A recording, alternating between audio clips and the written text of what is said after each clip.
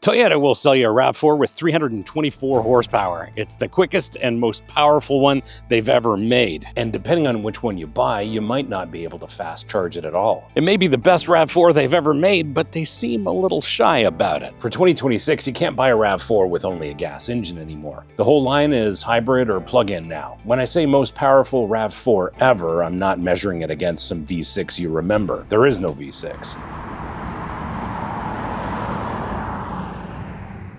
324 horsepower is more power than the GR Corolla makes, and Toyota made the GR Corolla for people who like driving. I think this one was built for people who like the cargo area. This one is up 22 horsepower on the old plug-in, which had the best first name ever. It was called the Prime. And yes, the most powerful RAV4 ever is also the one you plug in overnight. 199 pounds of torque from the power unit at the front, 89 pounds of torque from the electric motor at the rear, and there's an eCVT here doing its best to keep the whole thing a secret. Any which way this plug-in is delivering its power, you're getting all of that power and all of the torque and mostly none of the drama. And for most RAV4 buyers, that's the point. There's a 22.7 kilowatt hour battery back there, and it's good for somewhere around 55 miles of EV range, give or take. Which for a lot of drivers is to say they'll never burn a drop of gasoline and still be able to tell people they drive a hybrid. There are several interesting things about this powertrain. Number one,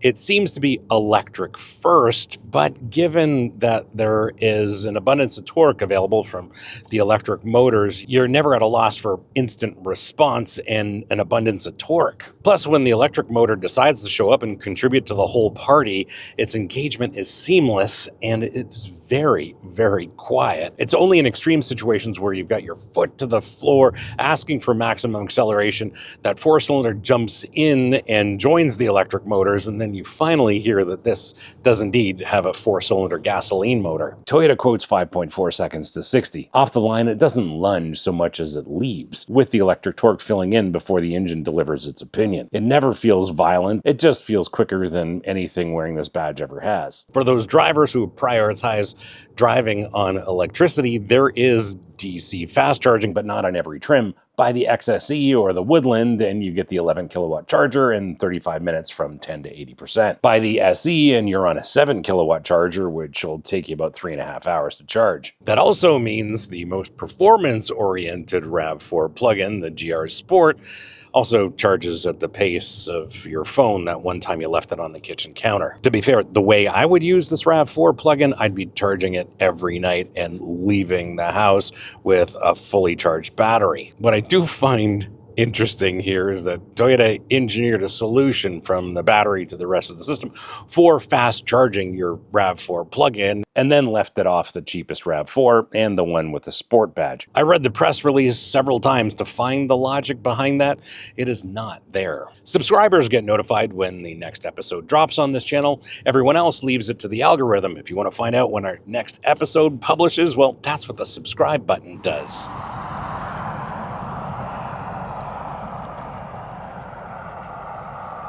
From a fundamental standpoint, the RAV4 body shell here is stiffer than the previous generation, and the suspension's been completely redone across the board. However, most RAV4s will find their most difficult challenges navigating speed bumps in school or mall parking lots. This is the XSE. It is not the GR Sport. We are reviewing the GR Sport in an upcoming episode, and there are enough tweaks there to make that interesting, and it's pretty apparent that that is not an exercise in badge engineering. Steering's relatively quick, it's precise, there isn't a lot of feel or feedback that comes through the steering wheel, but you can count on this RAV4 changing direction and going exactly where you point it. Brakes are significant, 328mm rotors at the front, which I think it needs because this thing weighs 2 tons before anyone gets in. The blending of regen and friction braking and even the handoff either way is seamless, and Toyota has engineered a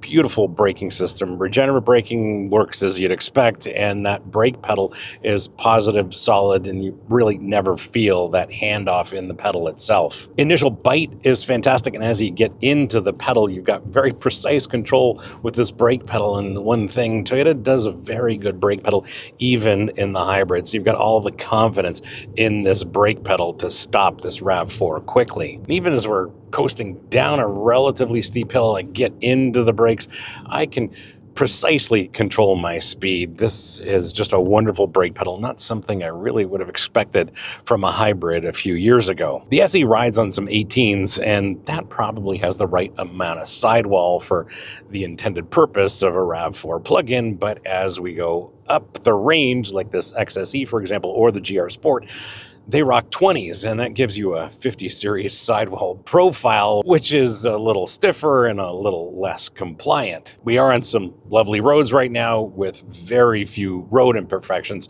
so the ride is comfortable and composed, but the trend to equip the upper trims with some low-profile rubber probably does great for profit margins, but at the compromise of ride quality. Here on this lovely road, this XSE, very composed, very, very comfortable, and this is what the RAV4 is all about. It's meant to be approachable, meant to be comfortable for the driver and all the passengers on board, and here in this environment, Toyota has nailed it. It is very comfortable, very composed, and also very quiet. The battery sits low in the floor, giving this plug-in a little lower center of gravity, and with this XSE, that's probably its most sporting argument. It still weighs 2 tons, and in some corners you're definitely left negotiating that, but we need to see how that GR Sport badge treats the RAV4 plug-in. Still, it corners flatter than most crossovers in the segment, and that I can't complain about. If you want to support the channel beyond just watching, the merch store link is here, and your support there means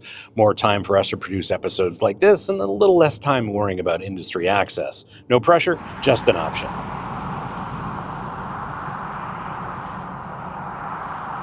There are paddle shifters here on a plug-in hybrid with a CVT. They move nothing that you would call a gear, but I guess they're here if your hands need something to do. Seriously, though, I have been using the shift paddles from time to time to control my downhill speeds on some of these descents, so really can't complain about these either because they work as intended. The new thing here is Toyota's new Arene system, and unfortunately on this drive, I haven't had enough time beyond just making sure CarPlay works, but there's a lot going on to the system, and in an upcoming episode, we're going to get a little deeper into how this works and how it enhances the driving and ownership experience. And I'm certainly guilty of ensuring that CarPlay works and ending my interrogation of the infotainment system. In our next RAV4 episode, we're going to look at this a lot more in depth because this is what's going to matter to owners in 3 years. The seats here are SofTex and synthetic suede, heated and ventilated, 8-way power with memory for the driver, blue stitching if you look for it.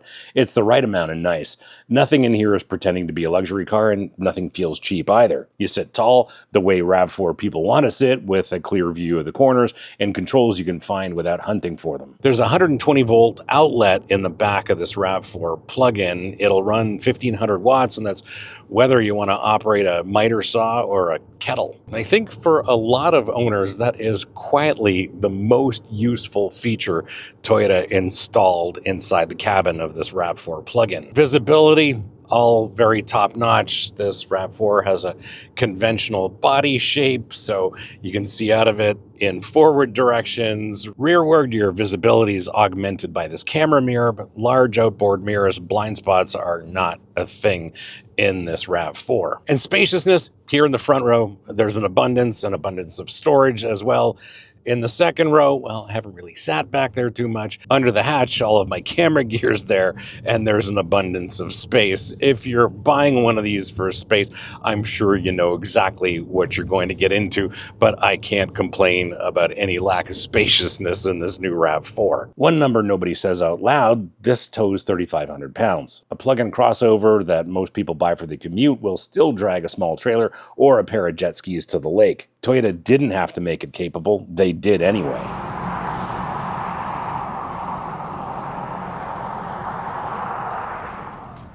The plug-in is the best RAV4 you can buy and the most enjoyable to drive. If you're serious about driving on electric, buy the one that fast charges. If you're like me, if I had a normal life and drive short distances on a day-to-day basis and can charge this overnight, well, that opens options to all the other RAV4 plug-in trims, including the GR Sport. And the more I learn about that GR Sport, the more I want to get behind the wheel as soon as possible. Still, I remain confused why the cheapest RAV4 and the sportiest one are the two you can't fast charge. That's the RAV4 plug-in. Subscribe if you want to see more of these. Don't if you don't. Comments are open if you disagree. And if you'd like to help fund more of these, well, their merch store link is here. See you on the next one.